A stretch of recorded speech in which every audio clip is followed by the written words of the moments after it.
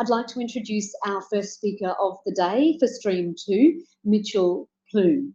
Mitch works with Meat and Livestock Australia. He's based in Broken Hill. He's an aspiring farmer growing up on a property at Dorrigo. Mitch has a Bachelor of Rural Science from UNE and has been a champion for the Young Farmer Business Program in Broken Hill. Mitch, take it away. Thank you for having me. I hope everyone's keen and enthusiastic for day 3.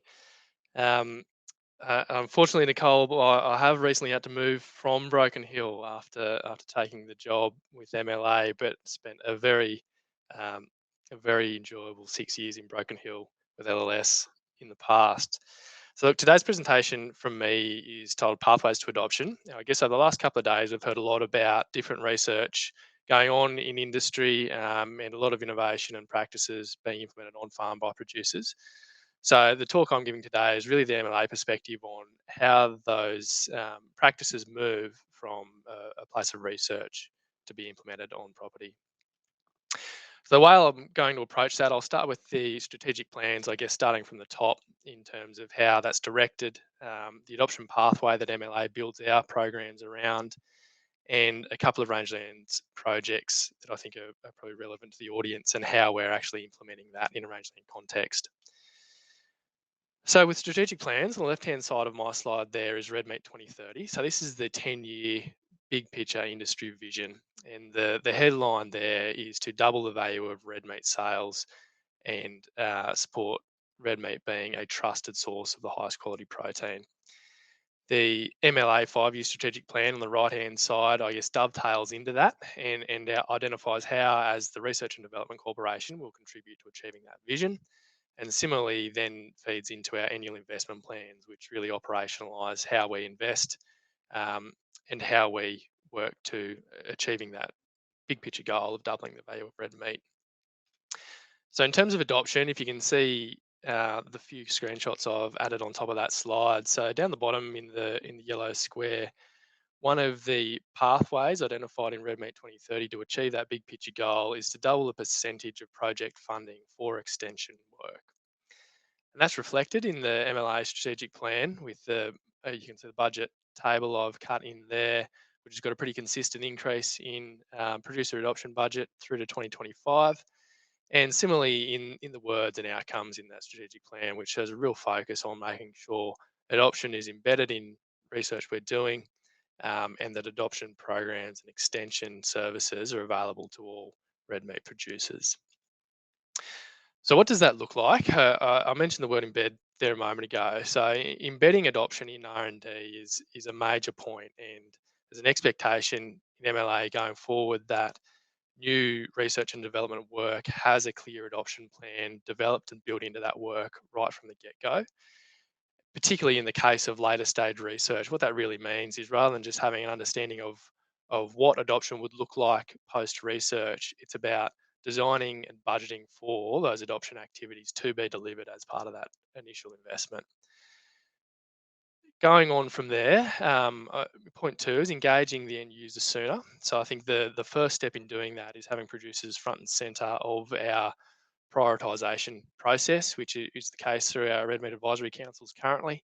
But similarly within R&D projects and adoption projects, making sure producers are right there in the forefront and partnered in that research, ensuring that there's commercial relevance to the work going on and the two-way conversation between research teams and the end user being producers on farm. We also want to make sure we can expand the geographic reach and relevance of existing adoption programs. There's a lot out there, both developed by MLA and others in the industry. However, I think there's a lot of opportunity for those to be more broadly used, particularly in the rangelands where there's a few challenges in terms of applying content that may have been developed in higher rainfall, more intensive agricultural zones, and similarly just having the facilities and resources to be able to deliver that work in the pastoral zone. And point 4, the last one on my slide there, I guess feeds into point 3 in that if the existing adoption programs that we've got that industry has available aren't fit for purpose, then let's develop something that is. So the adoption pathway that MLA works on, and I guess a lot of our programs are built around, follows this kind of journey from awareness through to long-term practice change. So starting out with awareness activities that really aim to build producer understanding of what information is out there, tools that are out there, practices that may be of benefit to their business, what they mean and what the opportunities are. Short-term training programs, which are really about developing skills and knowledge needed for the end user to actually undertake a practice, take on a new tool. Um, and finally, the long-term practice change, which is where the rubber really hits the road, I guess, in terms of longer-term support, months, years of support for producers to implement change on farm, overcome the challenges that come with trying something new, and work with them to make sure that that practice sticks for the long term if it's obviously of value. So what that looks like under the awareness activities, we've got beef up forums in the north, meat up forums in the south. There's been the case of meat up, particular focus on the southern rangelands over the last 12 months. Under short-term training programs, we've got the Edge Network, which has been around for a little while now and has quite a focus on Northern Australia. We're looking to try and expand this going forward with a bit more southern content over the next couple of years. Bred Well, Fed Well, which again has been available for a number of years, and the Toolbox, which was only launched in about March this year. And it's an e-learning platform. It's available on our website, free to use, and takes people through a number of modules and decision support tools that they can, I guess, work through in their own time to upskill in areas of particular interest. And finally, under long-term practice change, we've got producer demonstration sites and profitable grazing systems. Now, these two programs are both based around the core principles of peer-supported learning. They're really about getting producers together in groups and helping each other through a change process. In the case of demonstration sites, that's really about um, applying practices that have been proven up in the research in a local context, demonstrating that they work or alternatively don't work in a local context, and I guess demonstrating that to the local community and networking the regional groups around that. Profitable grazing systems differs in a way in that it focuses a little more on coaching, group-based and individual coaching and support to implement change with a bit less public demonstration. Livestock advisors is another area of our adoption program, and one that's a bit newer. And the value proposition that we see here is that livestock advisors provide this opportunity for a multiplier effect, where if we're able to engage with, upskill, and work with advisors, then there's a number of producers that they're then engaging with that we have the opportunity to influence and help on their adoption journey through their advisor. So we've got two products in this space: the Livestock Advisor Updates, which is a one-day technical workshop.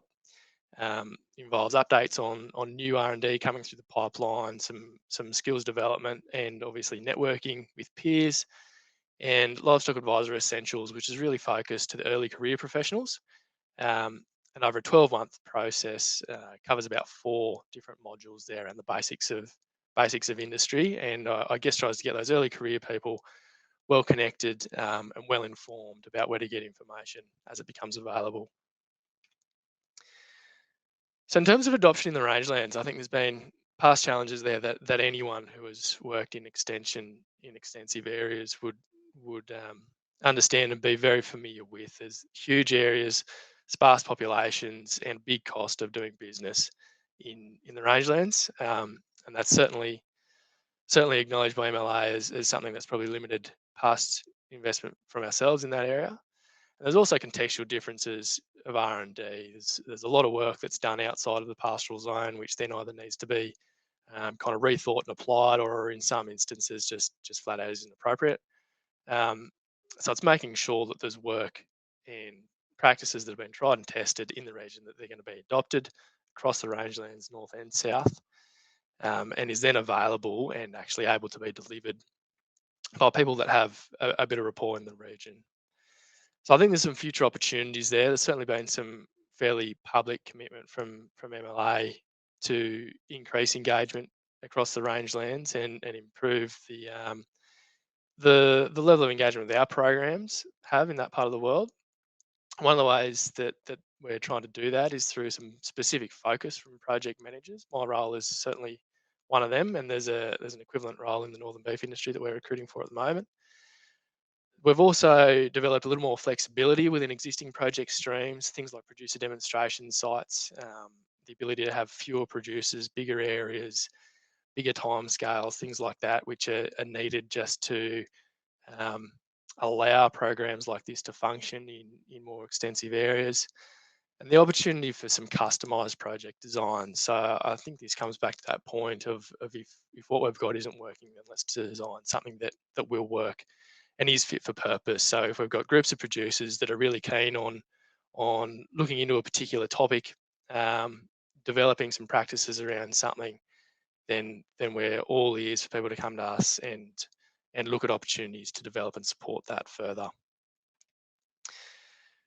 So look, this is our last outcomes report, and I won't labour on this slide a lot. We've got a new report due out in the very near future, but I guess the takeaway points from this one for me are that the programs we've got out in industry at the moment are of value and are working. We're getting good impact from those programs. However, as you can see from the map on the right there, the dots through what would be considered Australia's rangelands are pretty sparse. So I think that's the opportunity in making sure that what programs we've got are being utilised in the rangeland areas, and importantly, are being made appropriate and contextually relevant to those areas, and two, developing new work to better service pastoral producers.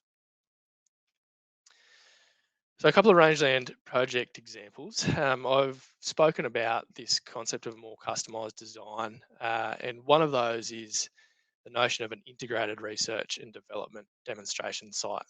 So what this does is, I guess, overlays the concept of a producer demonstration site with an element of science. It overcomes some of the logistical and content difficulties in that research is being done in a region that it's going to be adopted. It's being done in partnership with producers where we're engaging the innovators of the region right from the start. And that really ensures that there's a really healthy conversation and relationship built between research agencies and producers. And I think there's probably capacity built both ways on that also. The other benefit of projects like this is it really shortens the research pipeline rather than having a 5-10 year research phase that then goes into an adoption phase. We're overlaying those on top of each other in that there's producers learning at the same time, researchers are learning. We've got producers demonstrating work as it becomes known, and the local community getting around that and understanding it and getting buy-in right from the start. So some examples in this space, we've got the Rangelands Living Skin project recently started in Far West New South Wales. It's about, I guess, testing a number of practices, grazing management, water ponding, things like that, which we've heard about over the last couple of days in a Southern Rangelands context and trying to achieve that triple bottom line outcome. And there's actually a recording in one of the lightning presentations submitted into the conference on this project. So I highly recommend having a listen to that one if you're interested. I've got a picture there on the corner of my slide with Sarah Mcdonald from New South Wales DPI. She's one of the lead researchers in this project, alongside a producer, Charlie Townsend, just west of Kenya, doing pasture assessments together. And I think this is exactly what these kind of projects are about. We've got some northern beef pain relief work occurring. So there's a network of demonstration sites across northern Australia, implementing various pain mitigation practices within your general animal husbandry procedures, and measuring both productivity outcomes as well as animal welfare and animal behaviour outcomes from those practices. And then phosphorus supplementation, which I'll go into a bit further now. So the phosphorus supplementation, and addressing phosphorus deficiencies in the northern beef industry has been a long-standing topic and a priority for adoption for a long time. However, there has been a number of limitations to driving adoption in that area, one of which being the logistical difficulties of just supplying phosphorus through the wet season. This project has 6 demonstration sites across the top end and collaboration from all 3 state governments in facilitating and managing those sites.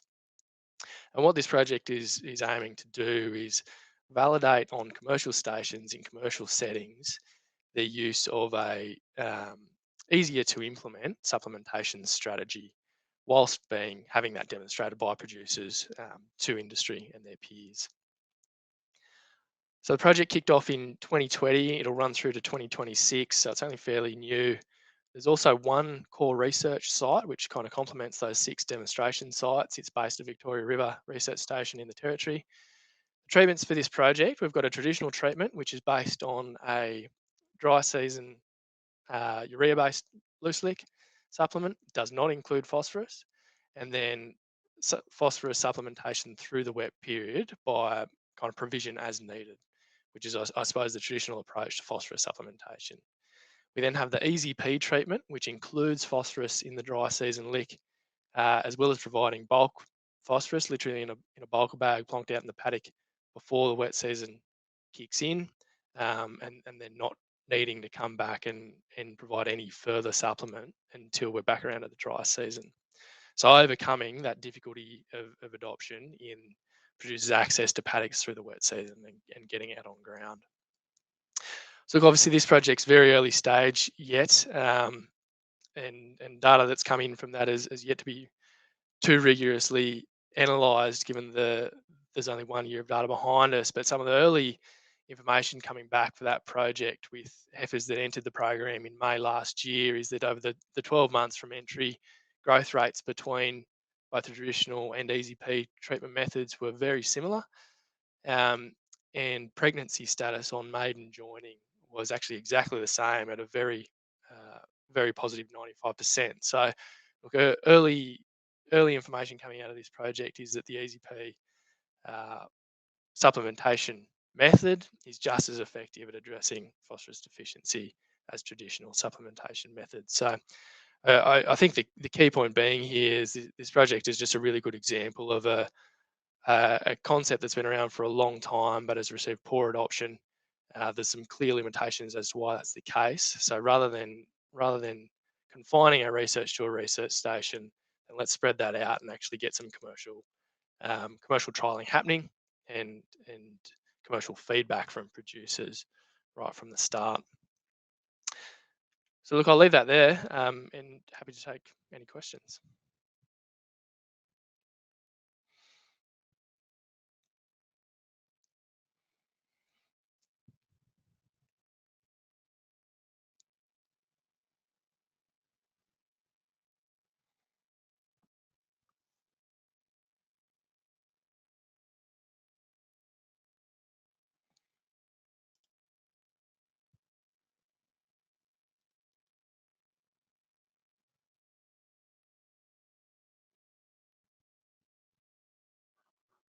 Great, thank you.